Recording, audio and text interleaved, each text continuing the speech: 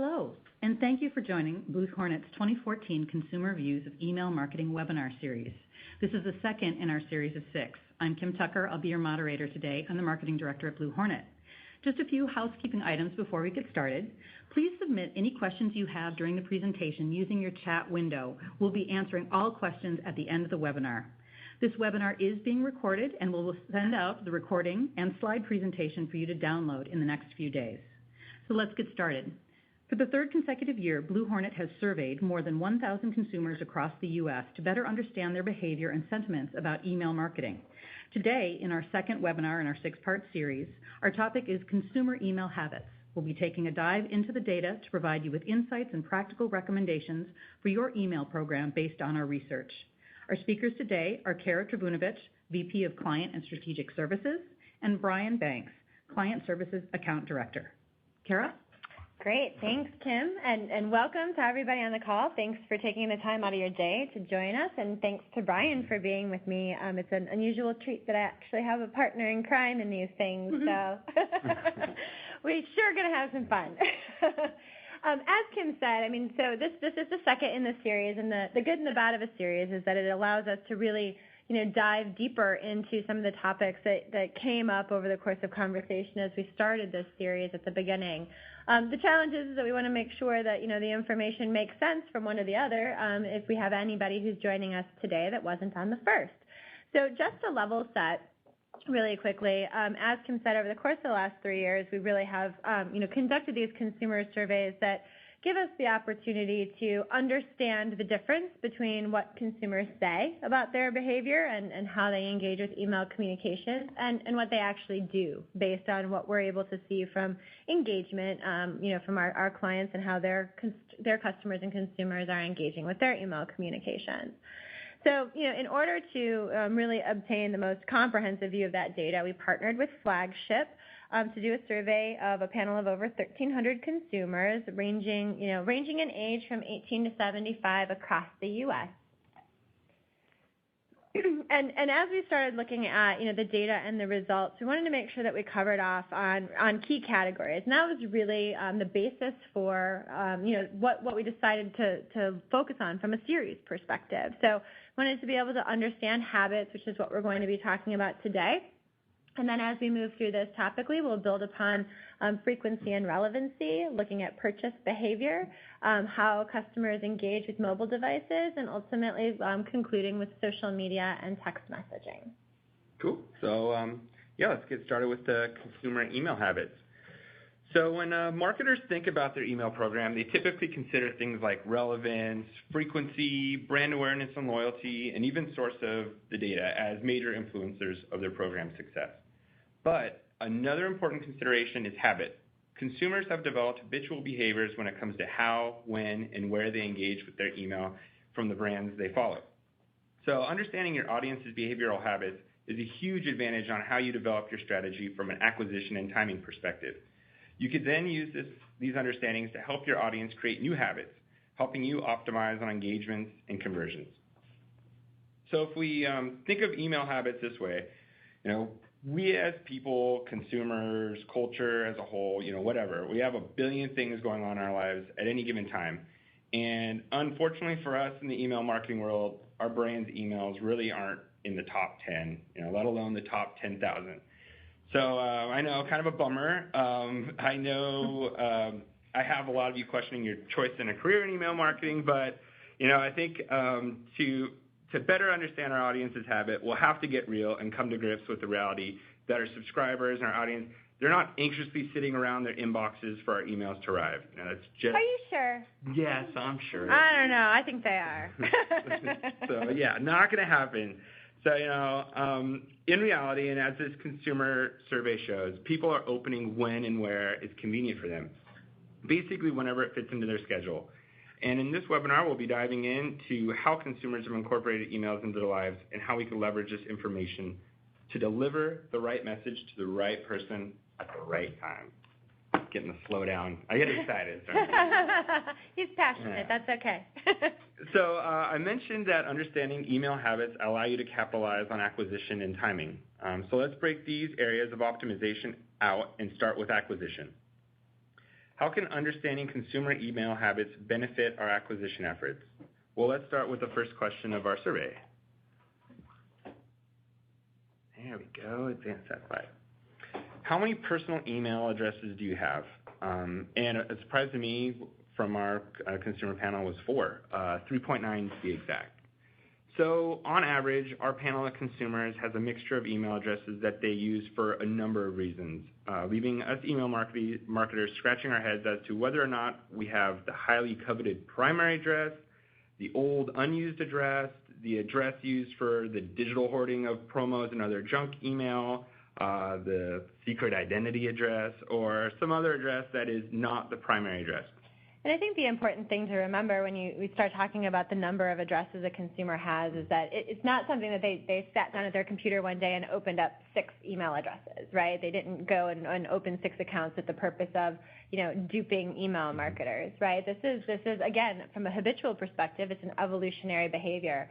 So if you look, you definitely have consumers who have had, I think I've had my Yahoo address for, probably dang near a decade, and it's kind of my throwaway, as well as my Comcast account, right? So, but as email has evolved, consumers evolve with it, and they acquire new email addresses, and they start giving their old ones as their throwaway. Yeah, it makes sense. It's a defense mechanism. It's kind of like that conditioned response of providing that faux email. And unfortunately, that could, unfortunately, have significant effects on your program's performance. So for example, just to kind of tie in some real world, what we're dealing with in the real world here, we're currently researching an engagement quandary for one of our clients. They're in hyper-growth mode right now with acquisition rates in upwards of 30-40% since January. But they're concerned that their engagement rates aren't scaling proportionally. They still look good, but not where they were and not where they want them to be. So we started to dive into it, and on the surface, it just looked like a simple math problem. The denominator, messages delivered, were just significantly larger than their unique engagements. But as we started dissecting the data, we uncovered that a significantly large portion of their new subscribers weren't engaging at all. Not a single email in what we would consider most programs' honeymoon phase of the subscriber life cycle. Just not happening, no clicks. So people were joining, nothing happening. So while there are a number of factors that we believe are contributing to this, maybe it's their acquisition sources, their onboarding series, their sign-up messaging. After seeing this figure where people have 3.9 addresses, and then you add that additional 1.7 for business emails, that's almost 6 email addresses. So now that we've seen this, it's like, okay, now we have to test out for this, see how much of this is influencing it. So some of the things we're doing to combat this, we're going to revisit. I guess it always comes down to test. We're going to revisit the unchecking of the pre-check boxes on their forms. I think not only is that a good practice from a Castle perspective, just allowing people to control their own destiny a little bit more, give them that power to do so. It's great. We're going to be retooling the wording on the acquisition form, set some clear expectations about the frequency and content, and hopefully this builds more trust with the brand.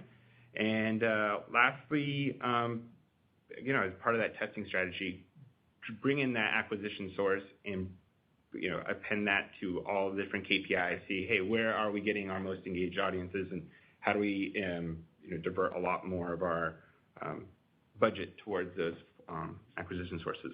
And as we start looking at it too, I think the next kind of natural progression in that conversation is then really looking at engagement by domain.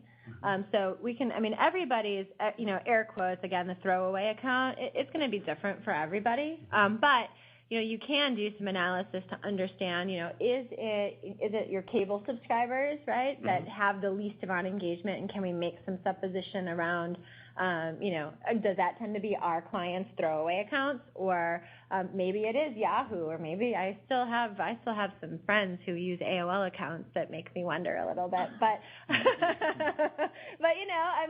those are the ones, right? So if you start looking at performance from a domain perspective, it does give you a kind of a sense of who is giving you a throwaway account, and then you have the ability to maybe look strategically when somebody comes on board with a Comcast address or an AOL address or a Bell South account.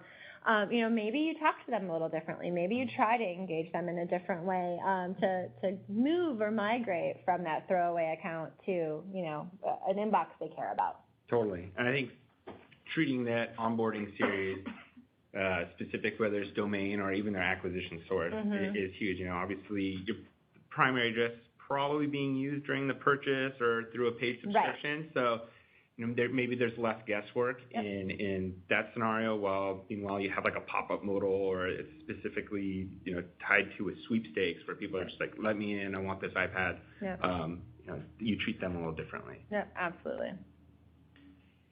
So cool. Moving on to our next slide. This kind of is again tied to acquisition, and we asked, how comfortable are you in providing each of the following personal information elements to a company that has products or services you are considering purchases? And I guess is check all that apply. And not surprisingly, people are pretty guarded about their credit card and phone number information. Shocker. Yeah, huge shocker. And they, obviously don't care about their email or gender. So, right. Shocker. Again, another shocker. But again, there are maybe some important learnings here that we could take away. And I think if you look at the most successful acquisition forms, the requested fields boil down to a brief list of roughly 2 to 5 relevant and actionable items that don't serve as a barrier to the acquisition. I think it really comes down to just being smart about it. Don't ask for 10 required fields like on a cookie-based pop-up for first-time visitors on your site. I think we're joking that's the equivalent of like a wedding discussion on your first date. It's just not a strong move to lead with. Really? Like how many kids do you want? What would, so in that scenario, just be just a light ask, email and zip. And then, use that zip. Make sure it's relevant to their location. You're not sending them, if they're in California, you're not sending them new store openings in Kentucky or something like that. And if you do ask for more items that skew on the least comfortable or more guarded end of the spectrum, you try not to make them required, and always provide a little context around the ask, just to kind of assuage any concerns or uncertainty the consumer may have. For example, an easy one is birthday. I think that's just a real quick win. Most brands mention that a surprise is in store if you provide your birthday. So to me as a consumer, no brainer. Send me a birthday discount, something like that. So, and again, to reiterate, make sure whatever you ask for, you use. If you don't intend on sending that birthday email, and then don't ask for their birthday. But if you're not, go for it. It's a quick win. Yeah, absolutely, and it's one of those things too. I mean, I've worked with brands time and time again. I mean, the hard part is your consumer, your email database ultimately kind of becomes your own consumer panel, and it gives you an opportunity, or brands get really excited to be able to ask a lot of questions so that they can learn something about their customer, and they lose sight of the fact that the information actually needs to be actionable. And I've worked with a number of brands that I've seen this happen with. An example I always use, I worked with an international organization that collected language preference as part of their profile data, and it had every possible language from like Arabic to Swahili and anything in between. And for months and months, they were sending all of their email communications in English, and their customer service center started getting lots of phone calls about it, and people were very angry because they said they wanted their email in Portuguese and it was coming in English, and they're like, oh, well, corporate sanctioned answer was, we had no intention of sending you email in language. We were just curious what your preferred language was. So, curiosity killed the cat, killed the email marketer. You got to ask questions that, are relevant to your brand and your subscription process and the kind of email you're going to send. In the example that we have up here with PacSend, at the point of subscription, unless you're creating an account and going through that, at the point of subscription, the ask is typically, email address and gender. And for them, gender is actually, it's an important kind of shopping predisposition. Do you shop for men's clothes, women's clothes, or both? So there is definitely an assimilation in why you would want to know, because they define their kind of shopping, predication that way. But they do ask for email address or birth date, as you email address would be likely. Go figure. But they do ask for birth date as you kind of get into that subscription process, because they do want to send you a birthday, kind of gift, and it's nice. There are a lot of brands that do that, and they're pretty popular for it. Ulta has a great, kind of birthday program as well. I know there are lots of women I know that wait for their little birthday note to come into Ulta and go do some serious shopping. The one thing that you have to think about, though, with those types of data points and collection moments is, how far do you want to go? So when you start looking at birthday, right, it's really not necessary to know what year I was born. Yep. Right? That tends to be a little more sensitive, especially when you're talking to a woman. But, day and month, are completely acceptable. And day, month, year actually start getting you into some PII as well. So, in combination with, your first name, last name, and if you include a physical mailing address, they now have a lot of information about you. So, I just, you have to be careful about the kind of information you're asking and make sure that the questions you ask are actually going to be reflective and obvious, in the communications you send. Because much like you said, talking about the wedding on the first date, when a consumer provides you information about themselves, they fully expect you as the marketer to, in some way, shape, or form, acknowledge that you've heard them and that you're using that information to continue and further the dialogue. Totally. Yep.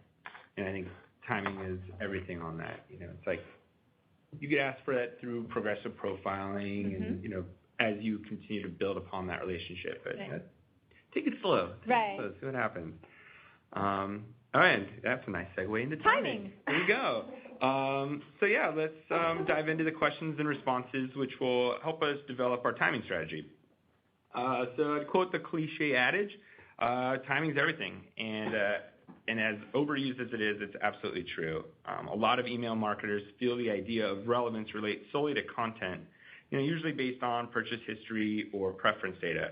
But a huge part of delivering relevant messaging relies upon timing.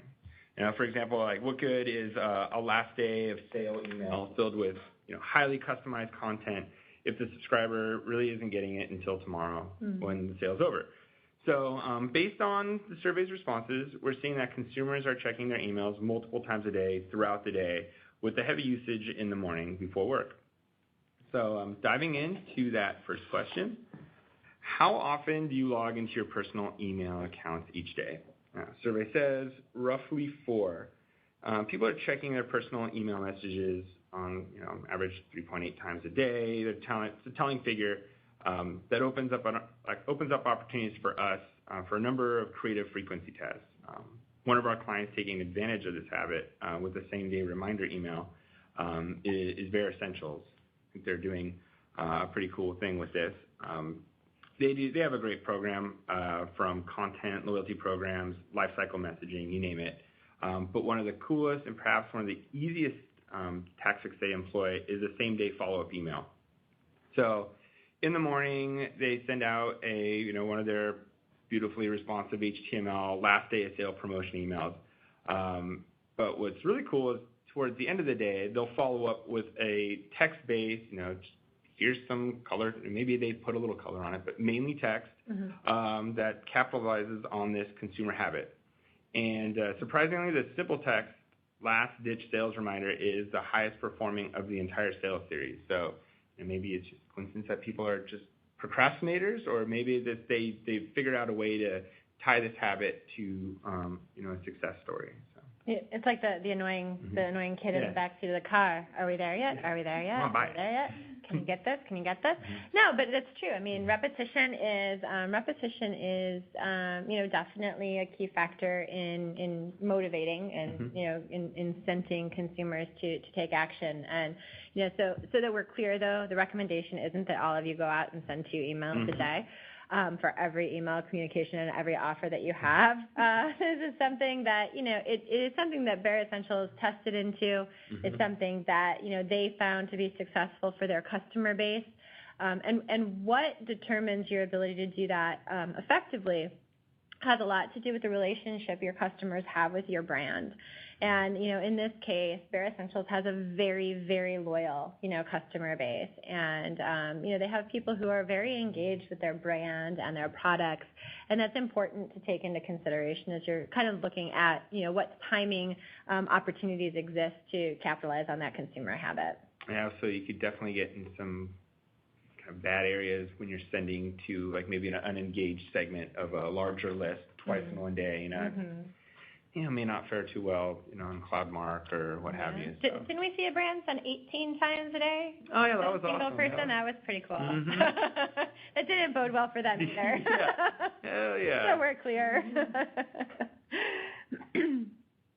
But, did we go too far here? What's going on here? Oh, wait. Oh, you're good. We're still good. Oh, yeah. Yeah.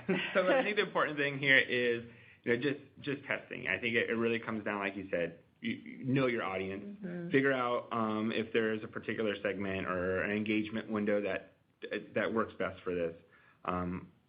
And it's something you can determine. I mean, email is highly trackable, right? It is something that, we can see when people open a message. And, there is this opportunity. I don't necessarily know. I mean, if you think about it, the reality of life is that, my day is different from one day to the next. And whether I opened my email at 4:10 a.m. this morning because that's the time I was up versus, 9 a.m. on a day that maybe the kids let me sleep in.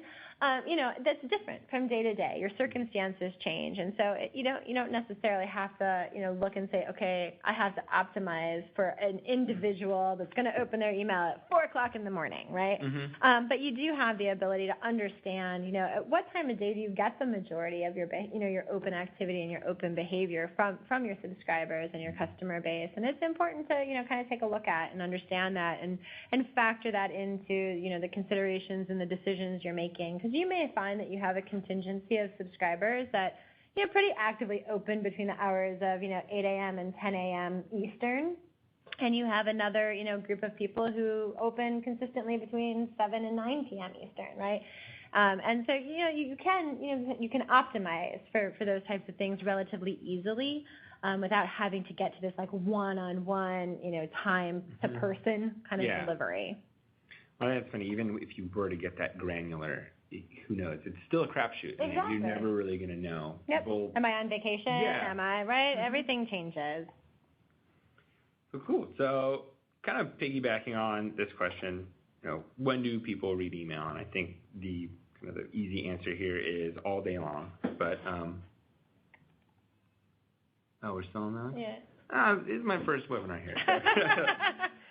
So when do you read email? Like I said, all day long. So mainly whenever time allows and when it's convenient. When people are bored, waiting around at lunch, in the bathroom, my favorite, when they're already in front of their computer at their desk. This adds a little more color to what we were seeing when we asked last year, and we got 71.8% of people you mentioned that they open throughout the day. So it's not a high priority. It's whenever it makes sense and fits into our busy lives. And I don't think it's a huge surprise. I think just looking at our own behaviors, it pretty much checks out. Obviously. Except maybe us, right? Yeah. Email marketers, we're in our email all day long, yeah. which makes us a little biased when we start thinking about this. But you have to think about what a typical consumer looks like, and it's always a good idea to find somebody that is outside of the industry to poll and ask questions and be a good sounding board. Mine is my husband. I use him as kind of my guinea pig all the time to say, what do you think about this? Or when do you do this? And, I find that his email is not nearly as important to him as it is to me. Yeah. I'm actually opening them up. It's like, oh, I like what they did here. Yeah, like, although he always gives me grief when I don't check his email. So, Okay. Whatever. Well, I think what was really funny on this one is we broke it down a little bit with the age demographic, and everyone's trying to really define what a millennial behavior is. And it kind of sums it up here is that, the when I'm bored response. And that was like an 85% on people between 18 and 34. It's I read my email when I'm bored. Yeah. It's like, oh, you poor guy. Yeah. Life's so boring. First world problems. I know, right? Cool. Getting more specific, like on when these email check-ins occur throughout the day, we asked, when do you first check email, text messages, social media, and voicemail?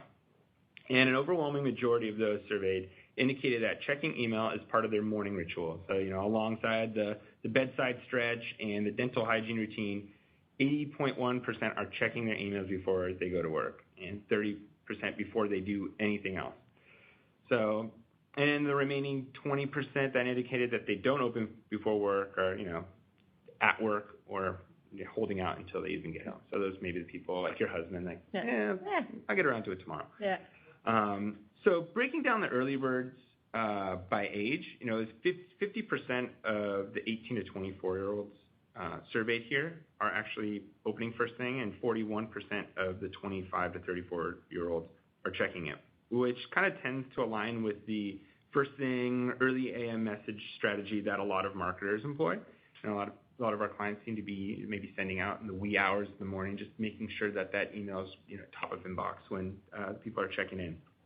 But what's interesting here is that this strategy would seem to work a lot better for younger skewing brands, while older skewing brands would maybe benefit from slightly later in the day or later in the morning when maybe when people are reading having coffee or breakfast or what have you. Yep, and we have a number of clients who actually have employed that tactic in an understanding of their customer and their audience, and really making sure that they're reaching people when they need to be or when they want to be spoken to. So piggybacking on the morning habits, what device do you use to first check your email and social media each day? And I think this leads us into how we can leverage these consumer habits from a display perspective. So we asked respondents, when do you first engage with email, social, voicemail? And to follow up with this question, we asked how they do it, specifically which device, and they turn to first in the morning. Their old Commodore 64? Yeah, that's exactly the one I would and souped up, has a modem in it. Amen. And when asked, 35% responded that they're doing on a smartphone and 65% on a computer, which kind of left us scratching our head because we would think that's not what we're typically seeing. Yeah, absolutely. And as we dove into that a little bit, and I think this is something we touched on the last webinar, and something to reiterate here is that data is great, but you have to really be able to analyze it in a granular and meaningful way.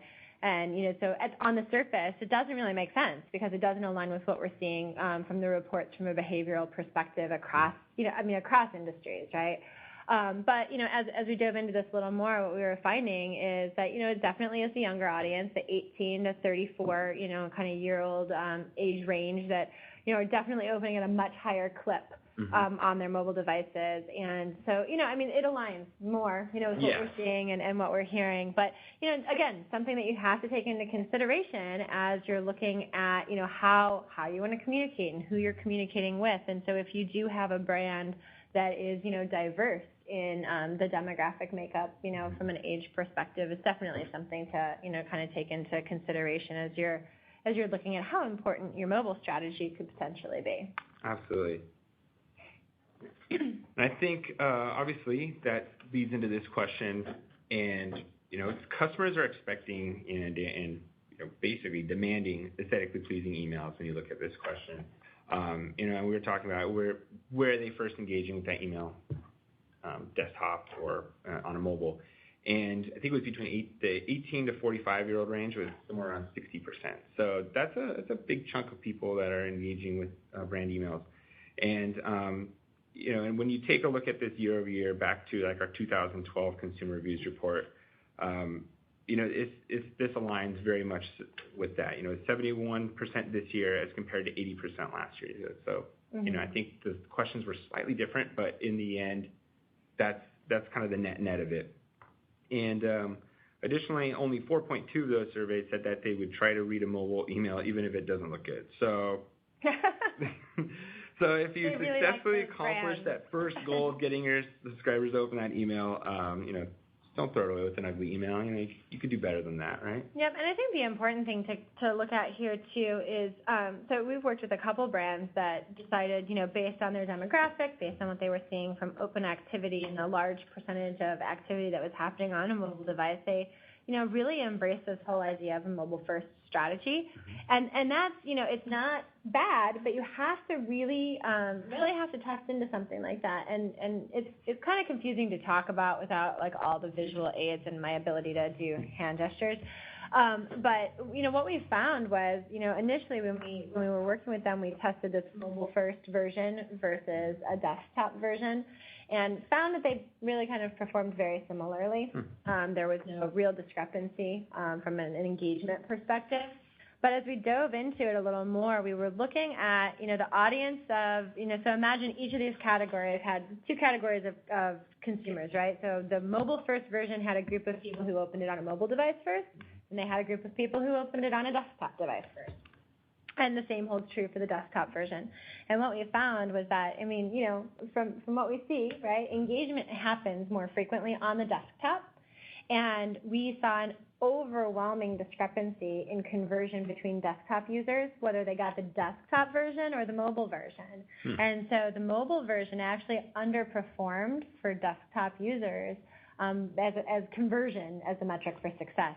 So you really do have to, again, dive into the data to understand, how is this really impacting, in the end, the bottom line. And I think that brings up a good point there, as you start that kind of that path with an email. Right. You get them with that subject line. You see the content, whether it's mobile first or just regular or responsive or whatever you're testing out. And then obviously in there you have your calls to action, but then it just doesn't end there. Obviously let's say you take the time to develop a really great mobile friendly creative, and you got me. I click through on my phone, or I tap through on my phone, and I end up on a landing page and want to check out. I think the rest of that experience needs to hold true, right? And it needs to, not leave me hanging and me pinching and squeezing just to kind of complete the transaction and convert. Yep, and that's where a lot of brands have, I don't want to say failed, but I will. They've failed in that it's really easy, and again, air quotes easy, to get your email mobile optimized, right? In comparison to the entire commerce experience, right? And so a lot of brands started there. They started with, I'm going to go ahead and optimize my email for rendering because we get so much activity there. And the problem is that, just like you said, the experience beyond the email is suboptimal. And so that actually starts to train and create a habit inside of consumers as well that, great, I can see the email and it looks nice, but it's really difficult to convert. And so it can actually deter your customer base from, moving through to a conversion if the experience isn't optimal from end to end. So it's pretty much spawn, okay, I know where this is going to lead on my phone. I'll just finish this when I get home on my desktop. Or not at all. Or not. Right? I mean, you could lose it, especially if it's an impulse buy or an impulse type of product. I mean, you could lose that opportunity entirely. Awesome. So, now that we kind of have an understanding of the acquisition and timing that this survey results have provided us, how can we influence or form email habits based on these insights? So before we answer that, let's take a look at the last question in this email habit section. So if you save an email to read later, what do you do with it? Our respondent said, if the email made the initial cut and avoids like an immediate deletion, it has a pretty good chance of hanging out in their inbox for an indefinite amount of time. Absolutely. So I think a couple of quick ways to capitalize on that, or really take advantage of that snippet text. Make sure that's complementing your subject line, serving as maybe like a secondary call to action or a secondary way to put that hook in there. And the other is, of course, the subject line. And I know that you had a really good write-up in Clicksy a few weeks ago, that was focused a lot on subject lines and a lot of things that you kind of found over the years that work and don't work, and how we could leverage that. Yeah, I mean, subject lines are key, right, to driving open. I'll never forget, I had a conversation once, I think it was in a ClickSy article I wrote probably a couple of years ago. I had made the comment that, subject line and subject line alone isn't the key to getting, somebody to open your email. It's the habit and the expectation that the customer has from your brand.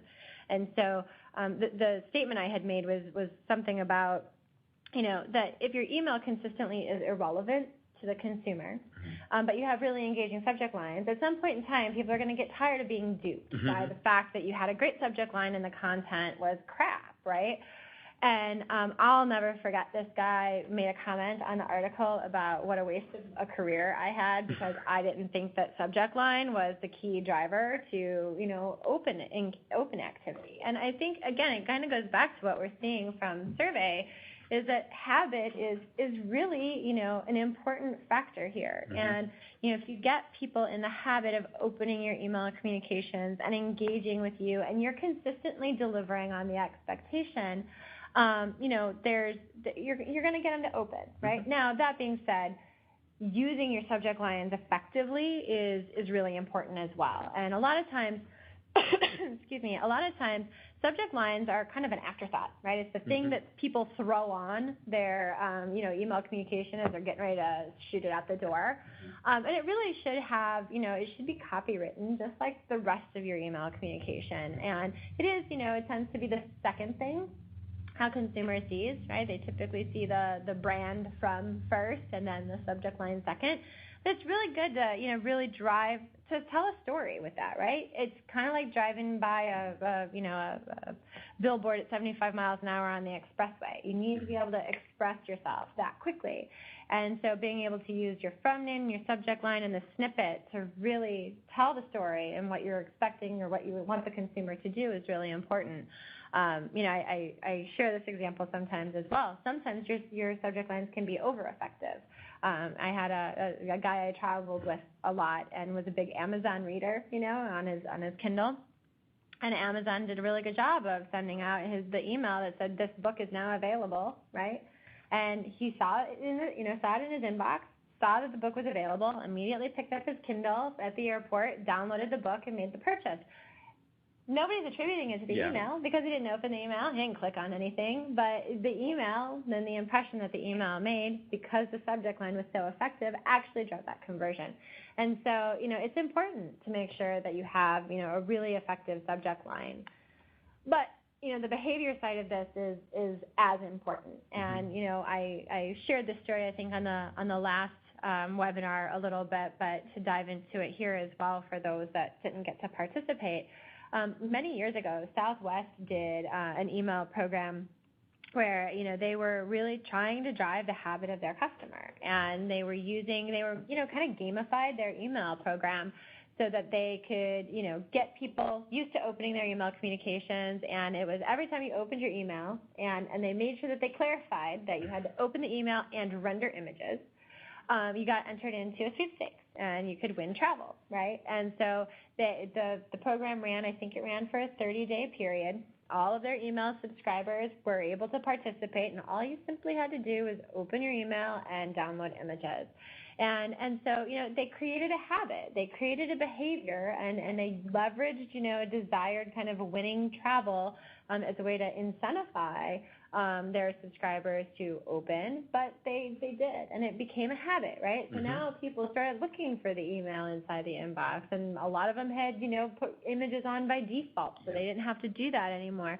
And, I didn't have the opportunity to work on that program specifically, but from what I saw, from reports following, that behavior continued, and those people who actually actively participated in that sweepstakes tended to be, much more engaged than those who didn't participate, beyond that effort. Cool. Yeah.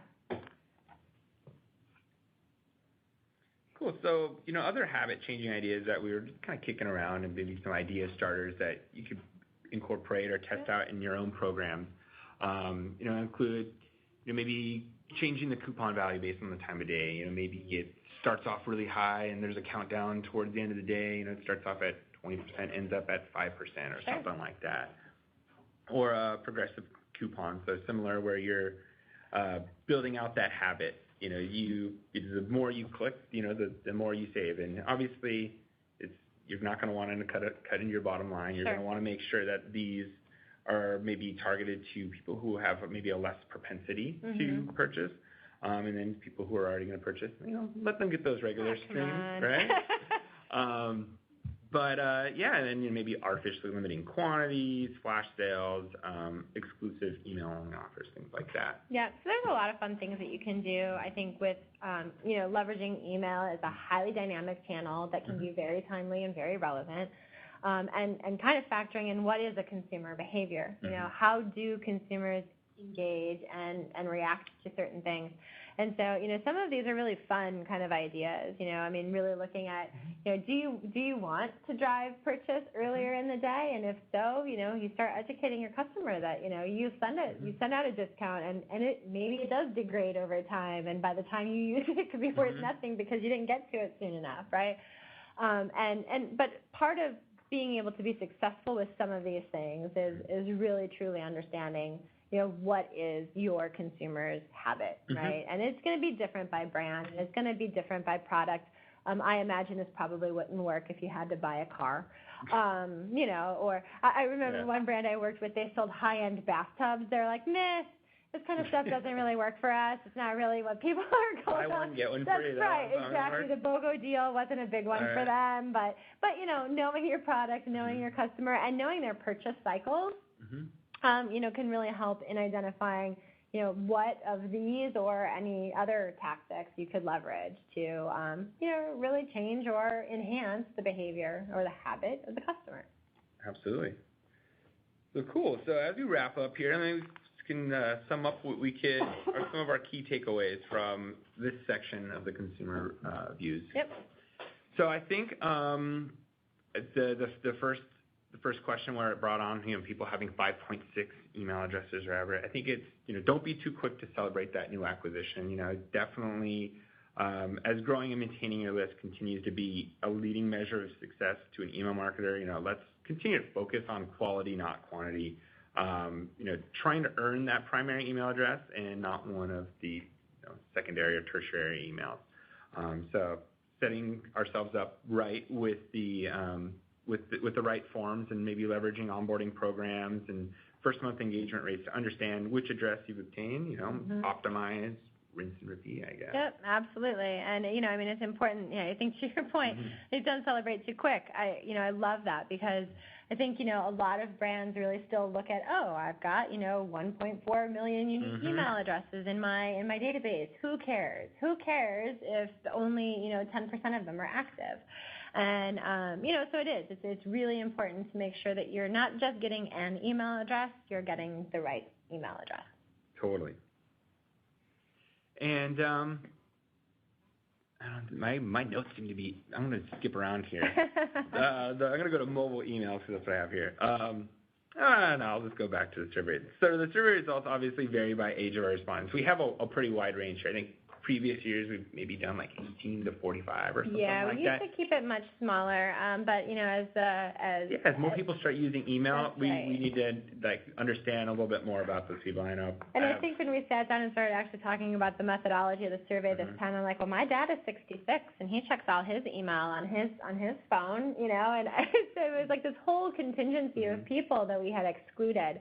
And I think, to the point here, is you have to recognize, and it might not just be age, right? I mean, depending on your customer base, it could be gender, right? There might be very different behaviors from a gender perspective. Could be geo. Do the Midwesterners behave differently than your West Coast or East Coast customers, or are they international? I think the big point here is you can't just accept it at surface level, right? Totally. You have to dive a little deeper and understand what other factors are impacting the behavior. And there are no universal truths in email marketing, right? No, there aren't.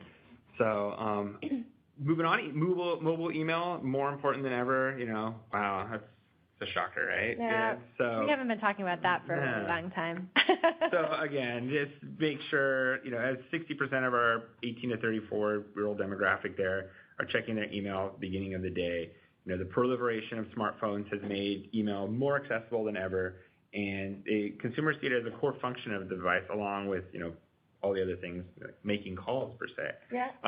So you only get one shot for someone to read your email, and it's more likely than ever that that opportunity is going to take place on a smartphone. So just keep that in your back pocket when you're creating a mobile-friendly design, or mobile-first, or responsive, whatever path you take. Test.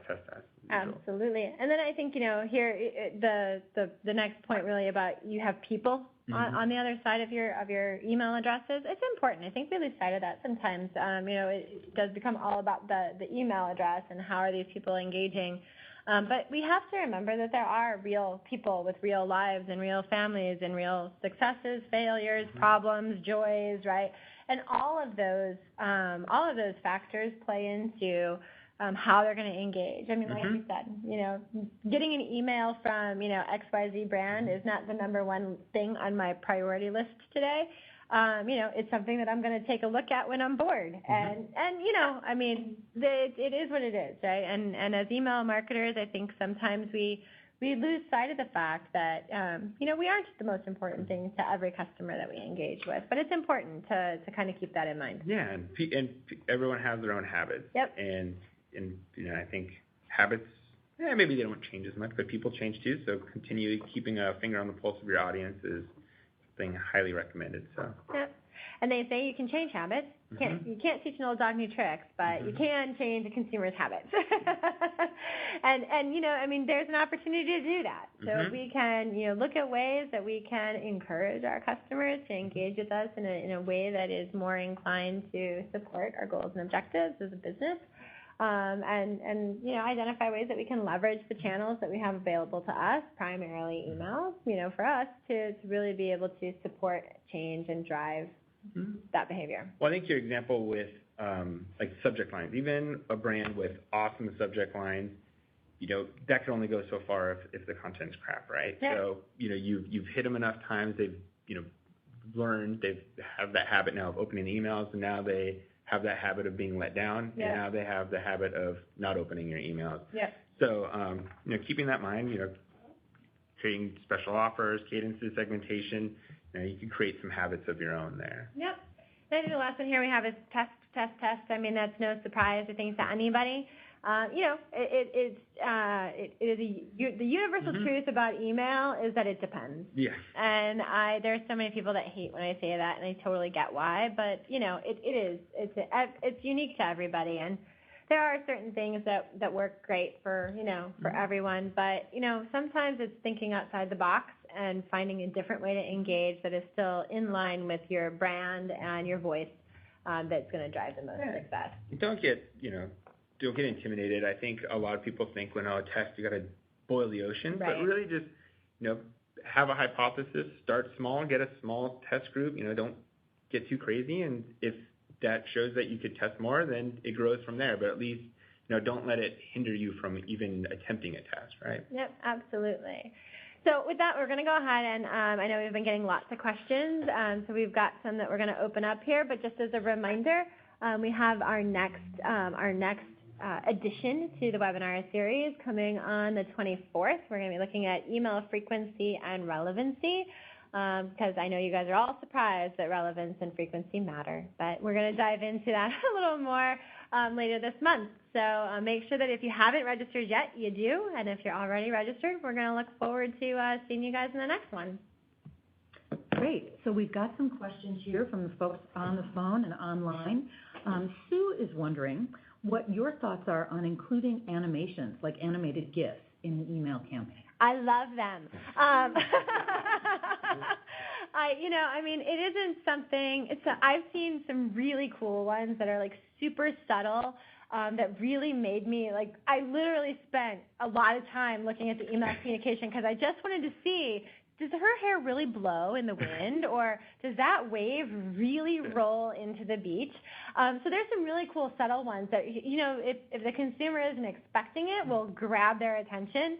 I think there's some super cheesy ones too. I mean, don't get me wrong. But, there's some that are super cool, and I think where it's relevant, I don't think you do it just because you can. I think you do it because it enhances the experience. I think one that I always remember is Bed Bath. had one that, it changed the wall color in the background so that you could see how the bedding looked different, when the wall color changed. It was a really interesting kind of treatment to, what they were doing, and it was a way to enhance that experience. So absolutely, I think anything that you can do from to be visually engaging inside the email communication is beneficial as long as it's relevant.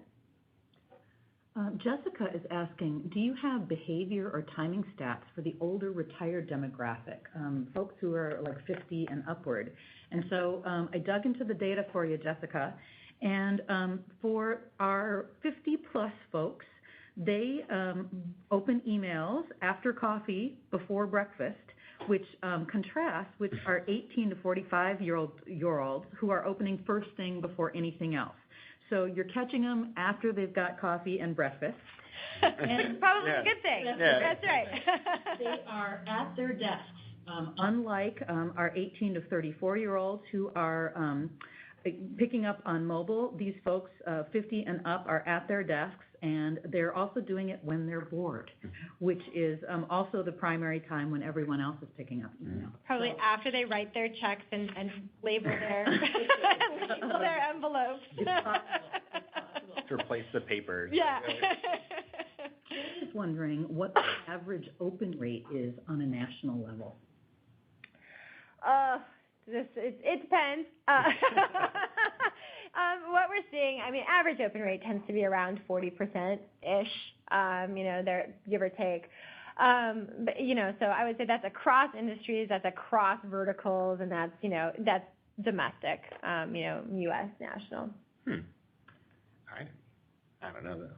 Your finger on the pulse a lot more than I do. Like I said, it depends on the brand. Depends, that's true. It does. Like I said, there are some brands that are highly engaged. So Dario is asking, retail is much different than hospitality. Yes. Can you provide any insight on how these statistics apply to hospitality? So, we didn't really dive into any kind of vertical specific behavior for consumers, but it is absolutely different. And, the engagement tends to be different. I've had the opportunity to work in both, verticals pretty closely.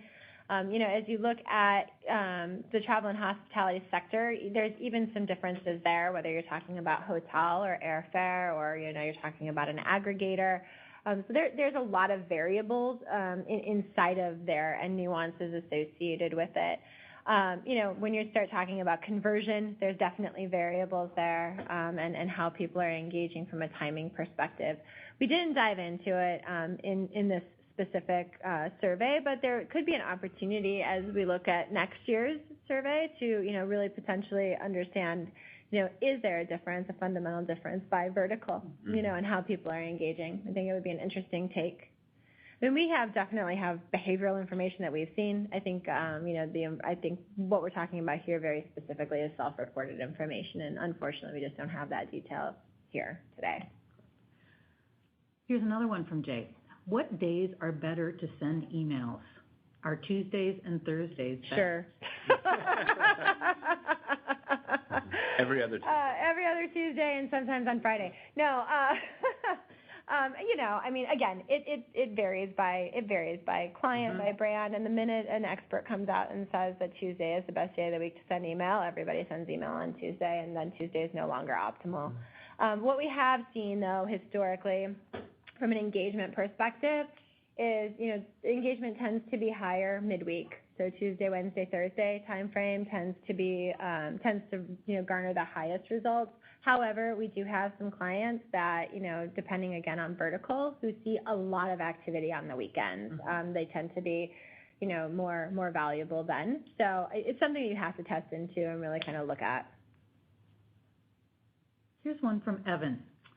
What are some ways that I can infer my consumer preferences without asking my subscribers to tell me on a preference center or a sign-up form? Yep, lots of great stuff you can do behaviorally with that. So as Brian mentioned earlier, there's the whole idea of progressive profiling. So you certainly can, ask questions inside the email or, encourage them to click on certain, topics that would, highlight.